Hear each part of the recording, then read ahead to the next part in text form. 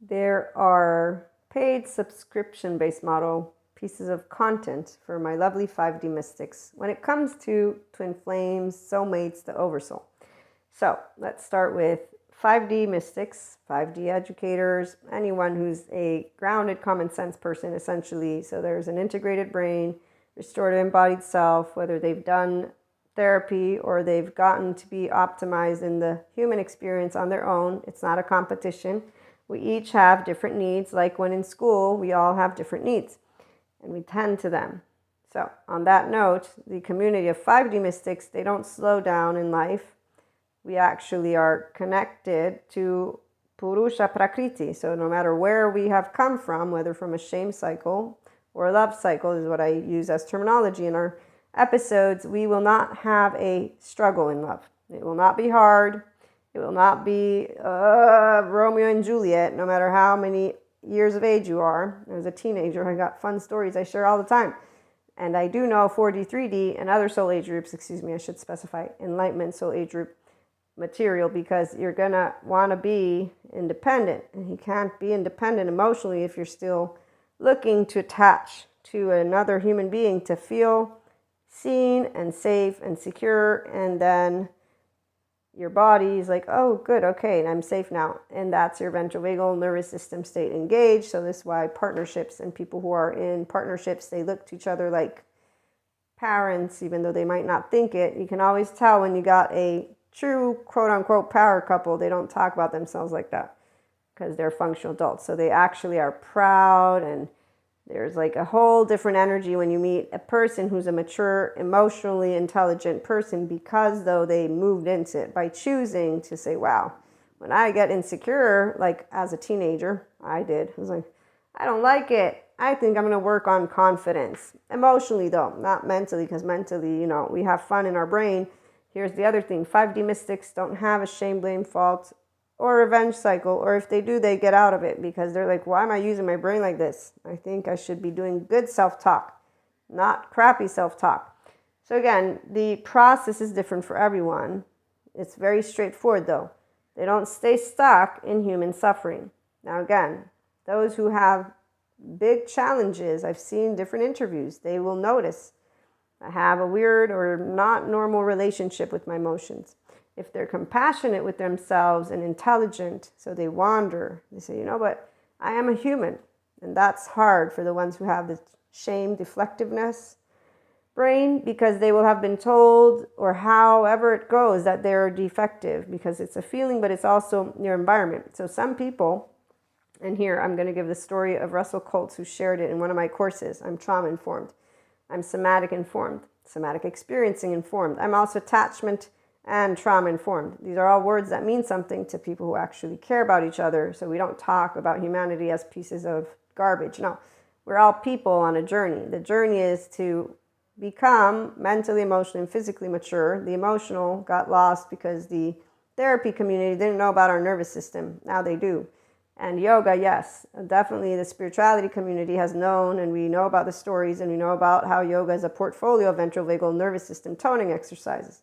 You don't need to do yoga to mature your emotions, but it does help people who have unresolved trauma to the extent of heartbreak, gut wrench, torn apart, tsunami, because before they can move into healing, so before they can try to be in, if you will, a restorative embodied self, and it's not even about trying, it's that before your body can move into this space, there's the sensations that are with the energy body, the emotions, your nervous system, the memory. So people don't believe in the updated information, by the way. That's why they're against compassionate therapy.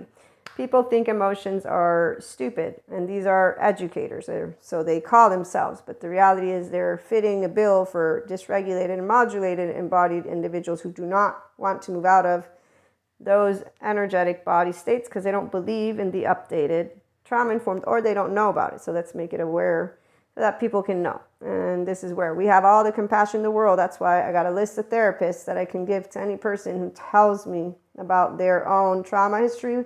And if they want to weaponize their words because they've decided from the adoptive child they are triggered, here's where weaponization only works with those who don't know what they're speaking about. When you care about what you're speaking about, I'm a human. I care about being a human. You actually don't take somebody's defense mechanism to heart. So it's okay if people get insulting with people that are compassionate beyond a reason, which is why you won't find a 5D mystic struggling to be loving or kind to those who are unkind and unloving towards them. Back to twin flame soulmates. Wait, Russell Coates, as he spells out while he's going to a prison where he works with people or he's doing something with compassion-based therapy, they all look at him and say, why are you here? Don't you know we're the scum of the earth? We're not going to learn how to manage our anger with your compassion, whatever. I don't know the whole conversation. But he spells out this as he's describing what a shame Teflon brain is, meaning that anything good that comes their way, they deflect. So much so that some people will make out a compassionate human being to be the evil, the bad person. So this is where we know differences between those who are grown-ups emotionally and not. And that's because if you're yelling and being in the heavy metal music of, I don't need anyone, I just watched this one video, I'm like, wow, that's not powerful. No. That's anger. It's hurtful. Their body's in a biochemistry of fear. They don't even know that right now what we see on the other end is a person who's really agitated and who, if you flick their nose, if you were a giant, they'd fall on the floor, which they won't because that's not how our relationships work.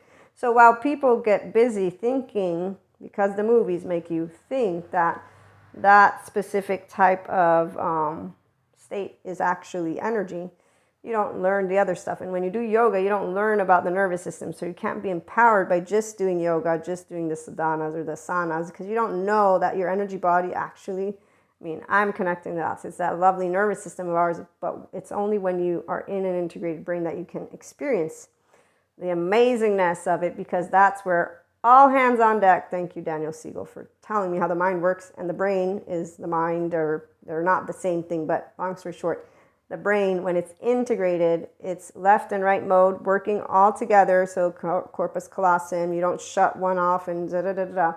And the default mode network, which usually scans for others in the self, meaning am I safe, not safe, which we begin this as infants, basically. From what I've gathered, it's an infant thing. And I'm an infant, I was an infant, we all were. So when the default mode network is downregulated, that's where you don't scan to say, am I safe or not? You just stay engaged in your social engagement system. So when we choose love, it's not because it's external, it's actually internal. Our body, our actual nervous system, and the embodied brain is where the journey begins. So again, twin flames, soulmates over soul. As we end these episodes, I like to integrate the human stuff, the psychoeducation, but I'm pseudoscience lady, remember, the spiritual mystic lady stuff, metaphysics, esotericism, and spirituality, the yoga stuff. So again, Sadhguru is my spirituality go-to. We bring it all together because these don't compete with each other. They actually give you tidbits of you, the human you. And when it comes to love, it's easy. In fact, the Beatles song, all you need is love, right? Have you heard it? And it's easy. All you need to do is be you. So in fact, being yourself, the inner growth mindset, dealing with unknown, uncertainty, unwanted, from within with your flow, awesome. That means a couple of things. If you are and have been a love cycle button, anytime anyone basically is not emotionally mature, you're going to understand it. It ain't going to be a struggle because we don't get angry. We get sad and we get anxious. Yes, those are two actually threat emotion responses. They keep us safe. We're not mad at ourselves for having feelings. In fact, I know why I would get sad. Who doesn't? And it's not a tsunami though. So again, all respect, people who have tsunamis, they have good therapists, the ones who choose to take on that journey. Some don't. That's their choice again, even though it's not a conscious choice. It's that they don't have enough of the good trauma-informed voices around. Let's make it happen, 5D mystics in the Enlightenment Soul Age group. The Zen masters who create mindful relationships, because without them, unresolved trauma in people stays that way. So while others stay adoptive children and shout at each other and do the whole bathroom dance of I'm going to beat you up or whatever, we don't. We say free will. If you love, it's easy. If it's not easy for you to be yourself, to be emotional, to express it, it's okay. We're not going to try to make you love us or life or no. But of course, we're not going to just drop you like a hat. Before anyone does anything, there's going to be communication. Action is what speaks louder than words. And so it's in time that we learn what love is with the people who want to love and with those who don't. And because they're emotionally insecure, they will do other stuff anyways. It's okay. We all have different walks of life. We come together easily and we enjoy our time.